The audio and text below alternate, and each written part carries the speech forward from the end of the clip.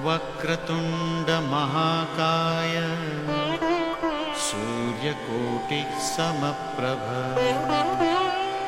निर्विघ्नं कुरु मे देव सर्वकार्येषु सर्वदा। ओम गं गणपतये नमः। নমস্কাৰ।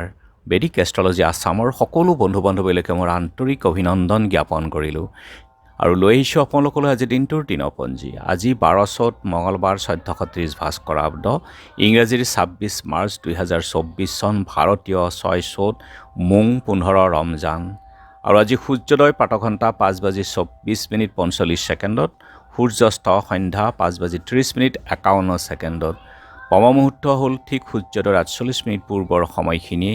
এই সময়তে যোগ সাধনা, জপ তপ, বীজ মন্ত্ৰ সাধনাৰ কাৰণে অতি উত্তম সময়। আৰু আজি তিথি হ'ল কৃষ্ণ প্ৰতিপদ তিথি, 1:30:40 আছে। আজি নক্ষত্ৰ হ'ল হস্তা নক্ষত্ৰ, দিনৰ 12:31:29 পৰ্যন্ত। আৰু আজিৰ যুগ হ'ল ধ্ৰুৱ যুগ, ৰাতি 9:21:11 আৰু আজিৰ কৰণ হ'ল কৌলৱকৰণ। ধ্ৰুৱ যুগ অৰ্থাৎ স্থিৰতা। আজিৰ জন্মকালীন জাতকৰ বহুত গম্ভীৰ হয় আৰু সকলো কামতে স্থিৰতাৰে সম্পন্ন কৰে আৰু মন পুতি লাগি থাকে যিকোনো কামতেই। গতিকে শুভ যুগে হয়, গতিকে আপোনালোকৰ যিকোনো শুভ কাৰ্য কৰিব পৰা যায় এই যুগত। আৰু এতিয়া চাওক গ্ৰহগণৰ আজিৰ অৱস্থান। ৰবি, ৰাহু আৰু বুধ একেলগে বহি আছে মীন ৰাশিতেই। মংগল, শুক্ৰ, শনি বহি আছে কুম্ভ ৰাশিত। চন্দ্ৰ আজি বহি আছে কন্যা ৰাশিত, কেতু বহি আছে কন্যা ৰাশিত, বৃহস্পতি বহি আছে আজি মেঘ ৰাশিত। আৰু আজি যিহেতু চন্দ্ৰ বহি আছে কন্যা ৰাশিত, গতিকে আজিৰ জন্মজাতকৰ ৰাশি হ'ব কন্যা ৰাশি, শুদ্ৰবৰ্ণ, মতান্তৰে বৈশ্যবৰ্ণ, দেৱগণ, মহীশৰ অস্থি, বায়ুযোগ, অস্তোত্তৰী বুধ, বিংশোত্তৰী চন্দ্ৰৰ দশা হ'ব। আৰু দিনৰ 12:31:29 যোৱাত দেৱাৰীগণ, বাঘৰ অস্থি, বিংশোত্তৰী মংগলৰ দশা। ৰাতি 1:37 যোৱাত তুলা ৰাশি হ'ব, বৈশ্যবৰ্ণ, মতান্তৰে শুদ্ৰবৰ্ণ, বৰুণ যোগ। আৰু আজি আদ্য ঋতু হ'লে 15 দিনীয়া বেচা যোগ হ'ব। মৰণত দুখ এপদ, দিনৰ 1:30:40 যোৱাত দ্বিপদ। যোগিনী আজি পূবত আৰু দিনৰ 1:30:40 যোৱাত উত্তৰত। যাত্ৰা নাই, পাপযোগ দুখ 1:30:40 যোৱাত মা দগ্ধা দুখো আছে। গতিকে যিহেতু আজি মঙলবাৰ, কোনো যাত্ৰাত যদি আপোনালোকৰ যাব লগা হয় তেনেহ'লে মুখত অকণমান গুড় আৰু যাত্ৰা মংগলৰ এই মন্ত্ৰটো এবাৰ জপ কৰক। সু ভৰিখন দি আপুনি আগবাঢ়ি ওলাই যাওক, আপোনাৰ যাত্ৰা শুভ হ'ব। আৰু আজি শুভ কৰ্ম আৰোগ্য স্নান। খাদ্যত আজি কোমোৰা, দিনৰ 1:30:40 যোৱাত তিতা ভেকুৰী খোৱা নিষেধ।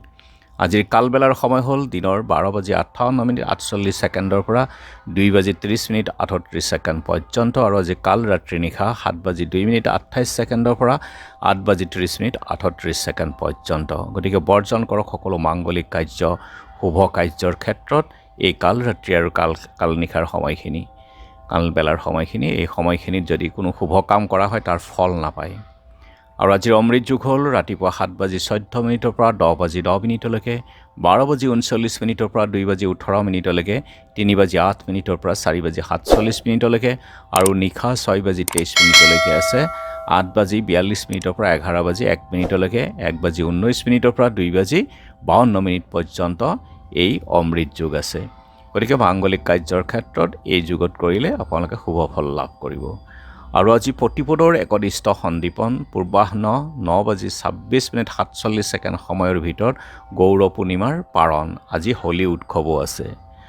আৰু নৱমাটি কাটনিপাৰ সত্ৰৰ সত্ৰাধিকাৰ উপেন্দ্ৰনাথ মহন্তৰ তিৰুভাৱ তিথি। ৰসৰাজ লক্ষীনাথ বেজবৰুৱা, সাহিত্যাচাৰ্য মিত্ৰদেৱ মহন্ত, শিল্পী আনন্দমোহন ভাগৱতী, ৰামায়ণী সাহিত্যৰ বিশিষ্ট গৱেষক সাহিত্য একাডেমী বিজয় কেশৱ মহন্তৰ স্মৃতি দিৱস।